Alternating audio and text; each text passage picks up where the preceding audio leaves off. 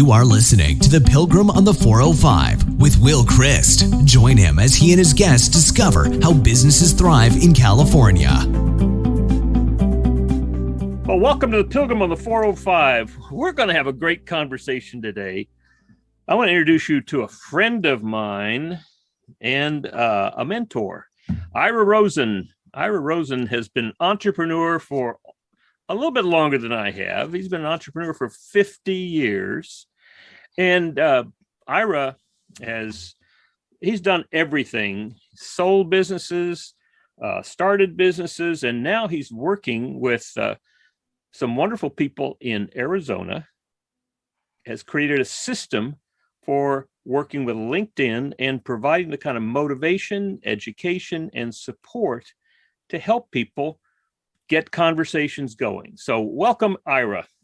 Well, Will, thank you so much. And I was looking forward to this all week. So I'm excited. And my intention here is to really have everybody walk away with some with a lot of nuggets that they can implement like immediately. Good. Well, that's what most people want in this world. Well, let me tell you a little bit about what's been going on with me for the past since January. That, in January, I think I got my book written, right? The book, how to, get everybody on the same page to get what you want from your business.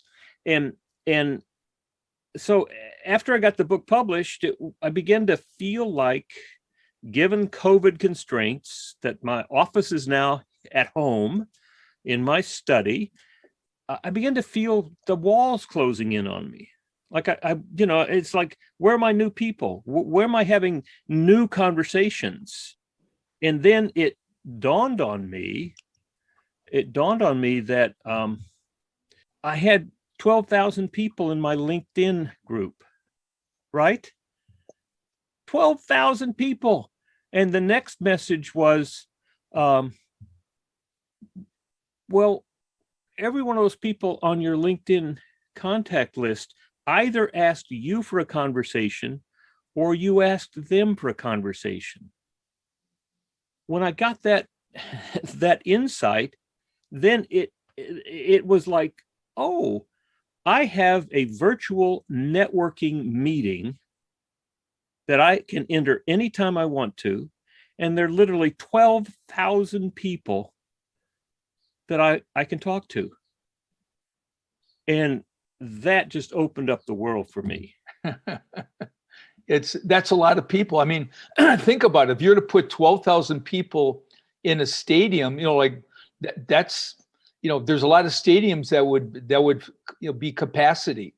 Yes. Yes. So and then the average person knows hundreds of people these days, more than that because of the internet. Right. So it's really vast. And so you and I talked about this before. If only 1% of those 10,000 people, or was it 12,000? 12,000, yes. 12,000. That's 120 people would be your clients. That's just 1%. That's right. And so the question to my mind was, it was similar to the first time that I went to a networking meeting. What do I do? Right.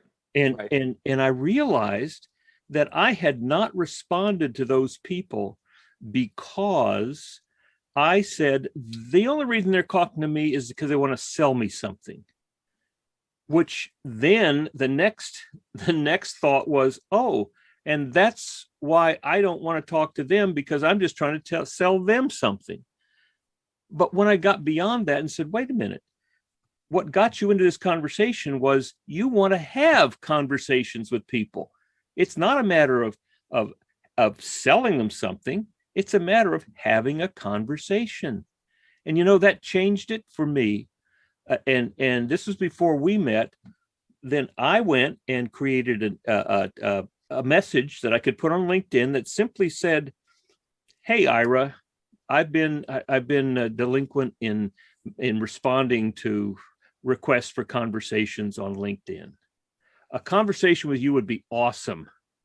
If you want to talk, pick out a time from my calendar that's convenient with you at calendly.com/Will Christ. Looking forward to a great conversation, Will. Do you know that and then I sent it to the people who had contacted me in the last 90 days. Within 2 days, I had 5 conversations in my calendar. Wow. And then it just kept up. And then 2 weeks later, it was up to 10. And now I'm wondering, how am I going to have all these conversations? Because my time is limited. That's a great problem to have. So the program that you got was called the Calendar Buster. And so I was talking to someone about, they said, how'd you get that name? Well, our goal is to have so many appointments in your calendar that we bust your calendar. That's right. And what I did after that happened, then that's when I discovered you and Corey have the system and the technology and the support, so that it's not just me having to come up with it on my own, because frankly, I'm not a systems person. I love systems, but I don't create them. And so when I can find a system that works, that's how I got my book written for 30 years. I had a master's degree. I did a master's degree at University of Massachusetts at Amherst in composition and English. And then I came out thinking, well, I should write a book. But every time I'd sit down, it was all of these questions, all of these thoughts, totally disorganized. But last August, when I discovered Steve Gordon, who is now a very good friend of mine, said, Will, I have a system. And when I got into his portal, it was do this, do this, do this, do this. And literally, a month later, my book was there, published on Amazon. I love it. So it's a system for me. And I think most people really do appreciate having a system that works. Yeah, absolutely. And, we've been at this for 12 years. And so this is a time-tested platform. And one of the things that we do is we've had the luxury of sending out millions of messages over the years. So we have all this data of all these messages over all these years. So we're constantly A/B split testing everything. So we know what works and what doesn't work. What worked a year ago, which is very interesting, does not work now.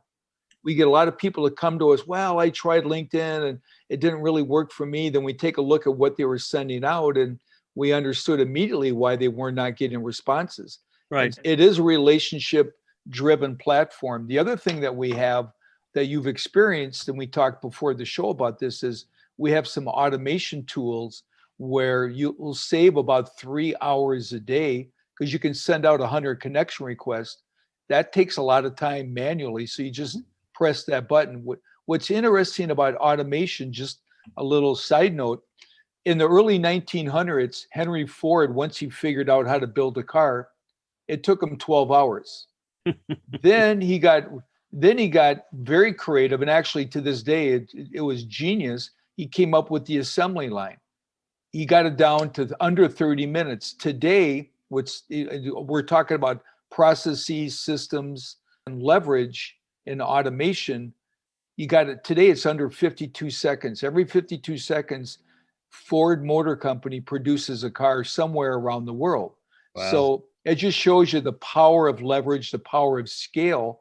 But that's really what we do. The other thing we want to do is we want to educate people, but we want to inspire them and motivate them, because it's not just here are these tools, but we really want to take that person down on this journey so that you have hope. You can see the future, and then the most important thing is confidence. You have the confidence in your marketing, and I know, Will, how important that is. You and I have talked about that. Knowing and having the certainty, you look into the future, and it's a Monday morning. You can see your calendar. You've got all these people to talk to. With 100% certainty, you're going to have a lot of great conversations all week. Well, and speaking of confidence, was exactly what I was thinking about it as you were talking, because here's 2 examples of what I always feared and which always stopped me if I ever had the scent of that. using a system, sending out a request for a conversation. Well, I got back from two people, and both of them were in business development, sales. One was local here in Orange County, another was in Northborough, Massachusetts. I know them both very well. And both of them came back with a similar message. And it says, oh, it sounds like you have hired somebody to send out all of these LinkedIn messages. What is this about, Will? Right? Well, Sure. Before, I would have shrunk up and said, oh, I've done something wrong. This is a bad thing to do. But because I was clear about what I was doing, I wrote back to them about maybe a 2-paragraph message that simply said, hey, I'm looking for conversations with people who are struggling with the kind of things that I can help them with. This is the best that I can do right now, and I'm learning how to do it. I really appreciate your response. Sure. And went on to have a conversation with them. Neither one of them responded to that. But for me, it was a declaration of, I'm doing this. This is not a bad thing. And I'm not trying to hurt you. And probably if I'd been a little more astute, because I hadn't learned how to use LinkedIn to say, I don't want vice presidents. I only want presidents or CEOs. Right. But so they slipped in, but nevertheless, it really challenged me to own what I'm doing. And it's all, mindset. We play 2 games every day as entrepreneurs, and being an entrepreneur is not for the faint of heart. You got to be made of steel. You got to be mentally tough, but you got your inner game and you got your outer game. Mm-hmm. And your inner game is the self-talk, and we have these belief systems. And so what you've been able to do is really modify your belief system regarding marketing, because our upbringing sometimes, depending on, your family and whatever, it's all environmental, is you might have that thing in your head about, well, I don't want to impose. I don't want to be rude. I don't want to be pushy. I don't want to be salesy, and sales can have a negative connotation. So it's really, I like to come from a place of value, mm-hmm. and where you're solving their problem. When I'm talking to people, I actually, if someone doesn't become my client, there's a small part of me that actually feels bad for them, mm-hmm. because mm-hmm. I'm taking them out of their problem, out of their pain. Just like if you woke up in the middle of the night and you had this horrific toothache and you went to a emergency dental clinic, and here's this guy, he got out of bed just to meet you, he had to extract that tooth, and it was killing you, literally. Mm-hmm. And he says, normally if you're in my office during the day, this would probably be about probably $100. But mm-hmm. because you got me out of bed and here I am, and I had to leave my beautiful bride, mm-hmm. I got to charge you $1,000. Uh-huh. So now what you can do is I got an opening tomorrow at about 5:00 at the end of the day, because I'm jammed up, or we could do it right now for $1,000. So you can keep your money and keep your toothache till the end of the day tomorrow, or right. I can fix it right now. Well, if you're in enough pain, you say, just pull the tooth. I want to be out of pain. Right. So for those of you that are listening as entrepreneurs, you've got to go back. You've got to get resold on why you're doing it and what you're doing and how you're helping clients. And you've got to really enter the conversation in their head that they're having with themselves, is the pain that they're going to be in if they don't become your client. Because you're a fixer, you're a problem solver. And you mm-hmm. have to look at it like that. You're not a salesperson, you're a consultant, taking them out of that situation that they'd rather pay the money than have the problem. But yeah, and what I learned from David Sandler and from the Sandler system after being a trainer for 18 years, it starts off with, gee, I don't want to be a salesman, to move right. from that. And David Sandler was very clear. Being a salesperson is a profession. It's not a hobby. It's not right. something you do if you can't do anything else. It is right. a profession. And the first step was, there is a system for helping people to get in touch with what they often live in denial of, which is their pain and their inability to solve it. All right. There has to be a kind of a trust built, an environment of trust, a context where they can share with you without feeling like they're going to be, hurt by you. They're not going to be manipulated by you. So that first step, creating that context and recognizing that's having a conversation, is the first step. And then learning that there are techniques to help people get in touch with what they're feeling. Now, what I discovered was that along the way, for every new person into the training program, there was a time when they were spending more time on doing the technique than they were in paying attention to the people. And Right. so it felt a little strange. But as they begin to allow that learning to become the way that they are rather than what they do, when that inquiry becomes part of their personality rather than just a technique that they use, that becomes much more comfortable for everybody. And so it's learning the technique, and then after I learn it, then I begin to use it in a way that it becomes me. And so what I'm discovering is that LinkedIn, at this moment, I'm learning the technique. And I believe that there will be a time in the near future when that's simply the way that I communicate with people. Yeah. And there's certain languaging that you're learning right now. There's a right way and a wrong way to communicate with people. And the competition out there right now, because of COVID and all the things that have happened, people are now online that weren't online before.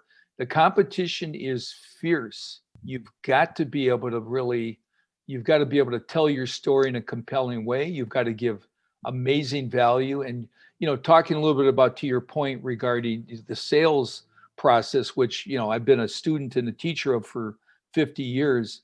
Robert Kiyosaki said it best. He says, if you're going to be an entrepreneur, the number one thing you must learn and master is, selling. The power of influence, the power of persuasion. You really need to learn that, because you can have a great system and a process like what we have, but also the selling is part of that as well. And really, at the end of the day, and Will, I know you would agree with this 1,000%, essentially, they're buying you and they get your services for free. They got to connect with you. Right. And you said the magic word, trust. Trust right now is the new currency. You cannot move people forward unless you have that, the connectivity, the trust, the common ground, and really been able to really make people feel comfortable and obviously like you and have that rapport. Because unless you have those elements, you might have the best product there is, but if they don't trust that you're the best person to give them that solution, even though they might even go somewhere else where maybe the solution is maybe not quite as good, but they trust that person more and like that person more, that person's going to get, that other person will get the business. Well, here's an example. Just discovering people. This was a fellow in New York. So how would I ever walk into a networking meeting and find a consultant in New York? So had a conversation. I mean, I sent my series of messages to him, and he wrote back and he responded and he said, interesting, right? So I responded to him. I said, interesting means ... Number one, it's a nice way of saying thanks, but no thanks. Right. Number two, I'm way too busy to even deal with this. Or number three, I'd like to find out a little bit more about who you are and what you're doing. And then I said at the bottom, you pick, Will. I love it. He texted me back through LinkedIn and said, let's talk. So I sent him my Calendly link. We talked and he said, Will, I just want to tell you at the beginning, The reason that we're talking is because that was a very creative way of challenging me. He said, I'd never heard that before. Yeah. And, he is going to introduce me to a client of his in California who needs some help. Isn't that something? Amazing. That's a great amazing. story. And, I think creativity is everything, because when you get in situations like that, you really want to be able to think outside the box and not sound like everybody else. And the more unique and memorable you can be, because you don't want to just blend in. Right now, I was talking about this earlier today. Good is not good enough. Right. It just isn't. Right. Good will not win right now. It's got to be awesome. People have to they got to level up, and they've got to, and really self-assess. What are the things that I can do that make me stand out, where I'm that obvious choice, where people really are magnetically drawn to me? All right. So let me ask. There's a book back up here on my shelf called Power. The what is it? The 21 Laws of Power, right? You've probably read it. And they're, the same fellow wrote books on, how to pick up women in a bar. Right. All right. And it's all, here's the technique for doing that. Now, I'm wondering, it seems to me that that there are certainly techniques that I could use to make me stand out. But I'm wondering if the most effective way of standing out is being absolutely authentically myself. Absolutely. Absolutely. And that's refreshing, because a lot of people do not have the confidence to put themselves out there, because when you're completely authentic, you are a little bit vulnerable. Mm-hmm. And what you have to do is get really okay with putting yourself out there, because that's what resonates with people, and that's what builds trust, because they're thinking, this person said something that was really, they kind of opened up to me. And you know what? Because they did that, I like that. I believe I could trust that person intuitively. And that's really the conversation that people have with themselves. So you're absolutely right. Somebody once said, regarding speakers, or even not for speakers, but for anybody, when you tell your story, it's not only who you are and how you help people, but why do you do what you do? What is your why? And, what is your why? What led you to do what you do while you're helping people? Even if the story has some bumps in the road, that really resonates with people even more. Somebody once said, your mess becomes your message. Right. Yeah. And there's something about confidence there that allowed me in that particular instance to respond to those two people who I could have seen as naysayers or critics. But I didn't see them as that way. I simply saw them as giving me feedback and recognizing, well, they're not my target market. So that was part of it. But also being able to respond to that with the same kind of authenticity and caring about them, rather than just dismissing it. And so what I'm finding is that, that using a system that's going to generate responses, that I am now assiduously and with discipline answering every single response that I get. Nice. Because at the end of the day, we all know it's a numbers game, and you want to be talking to the right people. In the same way that working out at a gym is a numbers game, or walking is a numbers game, right? Yeah, the persistence of it. There's persistence. At the same time, doing this, walking or working out at the gym, builds confidence in me, and it builds a familiarity. And I think the discipline of responding to every message that I get, every response that I get on LinkedIn, focuses me and creates some authenticity in me that builds over time with all the things that I'm using LinkedIn to do. Yeah, and you brought up a word that I use all day long, and I think about it all day long, which is discipline. Discipline is a muscle, just like a bicep. The more you use it, the better it gets, the stronger it gets. A person without discipline is really, well, Gandhi said it best. A mind without discipline is a mind that suffers. So it's really, when you have discipline, you're going to be able to have success, and it's really self-love. Because if you don't have discipline, it's really nothing great ever got accomplished without discipline. It's like when you go that extra mile, no one else is on there because you did those extra little things.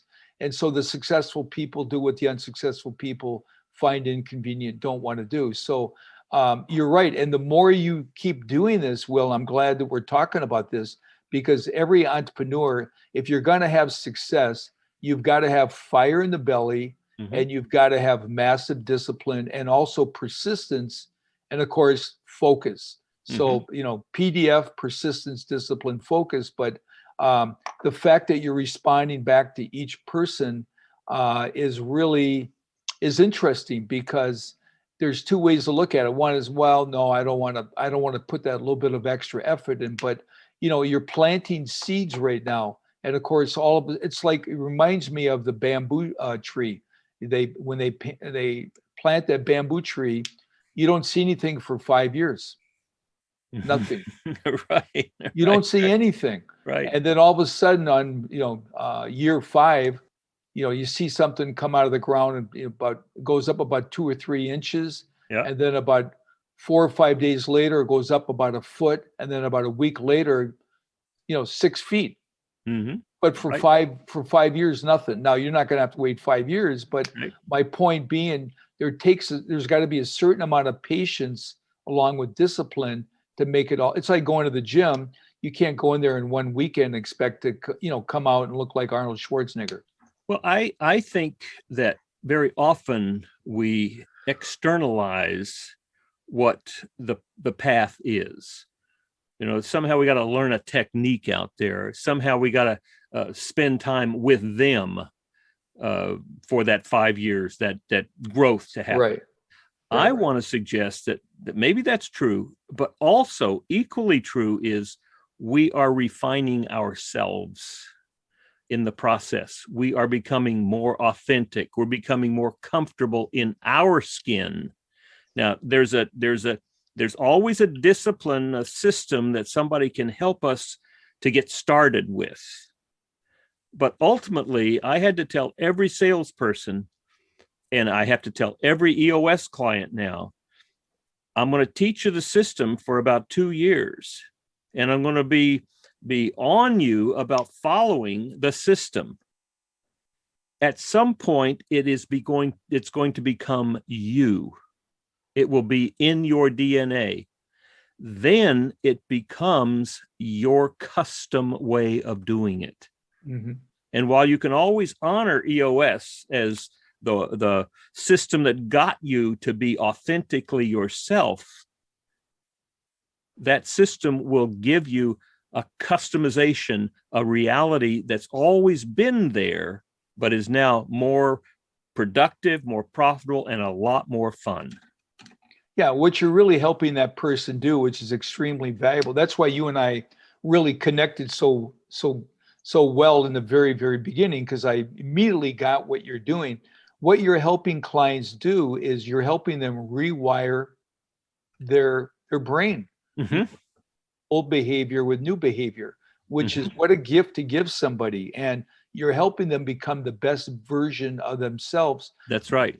We're all different. We're completely different than we were a year ago, because we're on this relentless pursuit of becoming the best version of ourselves. It's like a diamond. You keep polishing it and polishing it and polishing it, and over a period of time, it just gets brighter and shines more.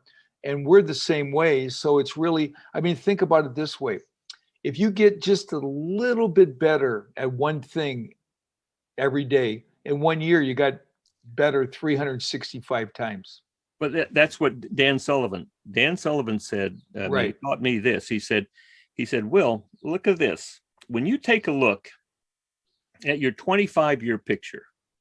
Where do you want to be 25 years from now, right? He said, make it as big as you want. But then think about that. If you're looking at every 90 days, that's 4 times 25, 100, you have 100 quarters in there. You only have to move forward 1% every quarter. Yep. Whoa! Yeah. Bingo. Whoa. Bam. That's right. You just stay on that every 90 days, 1 quarter, 1%, move 1%. That's not a whole lot. No. And it's going to get a lot faster because that's just the way that it happens, but it certainly puts it in a great perspective. Yeah. And I think it's, I'm glad we're talking about this, because as entrepreneurs, we want everything yesterday. That's kind of how we're wired. Mm-hmm. But at the same time, there's got to be an element of patience. And it's like the river did not carve out, the river did not become alive and carve itself out through the rock because of its power. Mm-hmm. It was because of the persistence of the water. Yes. Yes. The consistency and persistency. I'm listening to a wonderful audio book now called Braiding Sweetgrass. And this is a native woman who's also a PhD in biology and in ethnobiology specifically. And so right now I'm listening to her talk about lichen and rocks, mm-hmm. And what lichen does to those rocks over millions of years is they begin to grind it down. But just think about the fungus on there that's living in a symbiosis with another species, and the fungus is generating acid to get minerals from the rock. That's amazing. And millions of years, and it's that's just what it does, and it's just like, oh, we're talking a long time, and in a sense, what I think we're doing as well is we're becoming more authentic. We can put a big vision out there, but the more we are focused on that, the more explicit it's going to be, and the more we're going to understand it better. It's going to become technicolor rather than black and white. Yep. And it's inspiring, but it's also helping us to become more of who we really want to be. Yeah, absolutely. And you brought up the magic word focus. Focus is so critically important because we have never been distracted more than we are right now. It's just because of all the uncertainty, the fear that's out there. And so focus is extremely valuable. And so one of my favorite analogies of focus is if you take a magnifying glass here in Arizona in the summertime and you put it on a piece of paper for 2 minutes, you're going to have a fire. Yeah. Because the sun's rays are focused into that small area. Now, remove the magnifying glass and let it sit out there, not for 2 minutes, but for 8 hours. At the end of the day, all you have is a worn piece of paper. Right. So if things aren't going quite the way you would like them to be, hit the reset button, take a deep breath, take a step back and say, okay, how can I be the magnifying glass? How can I be more focused? And 9 out of 10 times, that's going to take you where you want to be. Well, what I'm learning from the Flow Collective, and this is Steve Kotler, right? And what I'm learning from him is that one way of becoming focused is to start eliminating the distractions. Yes. And it's as simple as turning off notifications on my phone. Yeah. Right. It's asking my assistant to take out all of the, unsubscribe all of these things. One little star and it's unsubscribed. She'll take care of that tomorrow. And it's really eliminating all those things. During the election, at the lead up to the election, I was very much involved with it emotionally and was contributing to the side that I wanted to win. And when that was over, I wanted to let it go. But the fact that I had contributed meant that I was a giver in somebody's mind. And I still get emails every day about, if you don't, this won't happen. And it's difficult to turn that off, right? Yeah. It's I get really, those same emails. it's really difficult to say, wait a minute, that's over for right now. I've got other things to do. And but it's eliminating those distractions. So here's a really cool success hack. Before you go to bed at night, or the last couple hours of the day, you write down your top 3 or 4 things you want to accomplish the next day. Okay. Then you write out another list, the not to do list. Things not to do. Now you do this the night before, not in the morning. The reason being, your subconscious mind does not sleep even though you do. And so your subconscious mind is sort of like a little puppy dog. It wants to please you. And so you go to sleep, you got this list of what not to do. And then you have your top, 3 things that are really high priority, urgent, money-making things. And you wake up in the morning and you really have clarity, more clarity than you normally would, because it's easy to have a little bit of brain fog in the morning. It takes you a couple hours to kind of get your momentum. But that's something that I've done for years. That little thing really makes a difference. Well, that's good. That's good. Gino Wickman is a genius at a lot of things. And one of the things he says is, sit down. He said, get your 10-year plan out there and every day think about it. So, okay. And he also said every night, look at what you're going to do the next morning, the next day. All right. Get clear about that. And what he doesn't say is what you just got through saying is also take a look at what you don't want to do, what you're not going to do. And I think that's a good addition to my my evening discipline. Yeah, it's because there's a thing called there's time vampires, there's energy vampires, and there's focus vampires. You got to watch all that and you really got to guard your psyche, because you've got all these external things trying to pull your attention away and your energy and your time. And you've got to guard it like the same way you'd guard your money, and be very careful about, the things you think about and what are your morning rituals that get you in that right place. You and I talked a little bit about that before, but that's what makes being an entrepreneur so exciting, is there's so many things that we can do every day to get us in that peak state so we can really function at our highest level. Well, so can I ask you a tough question? Might not be so tough, but it's a revealing question. Yes. I mean, you've been very successful, right? Thank you. I've been fortunate. Well, okay. As my wife would say, you have worked hard for that fortunate experience. Yes, I have. All right. Now, what do you want to do? Where do you want to be 10 years from now? Oh, that's a great question. So where I want to be, and I'm thinking about this all the time, actually, because I was thinking about this just yesterday. In 10 years, I want to be doing the same thing I'm doing right now, maybe at a scaled back pace, but still doing the same thing, because I was retired 15 years ago. I sold the company, didn't have to work anymore. And I really had this void. And I lasted 3 months and then I tapped out. And then I go, all right, I got more gas in the tank. So I know from already being there and doing that, because everything is energy. Your age you're really not your age, you're your energy. And so I know I'm real in touch with myself. So I know that what I do keeps me young, keeps me energized, and I'm helping people. And when you're giving to others and serving others, and Will, I know that's exactly where you're at. That's your life. That's what it's about. That's when you're contributing to others. That's really the key to happiness, peace of mind, and really feeling you're giving value to the world. So when you stop doing that, I think there's a big void.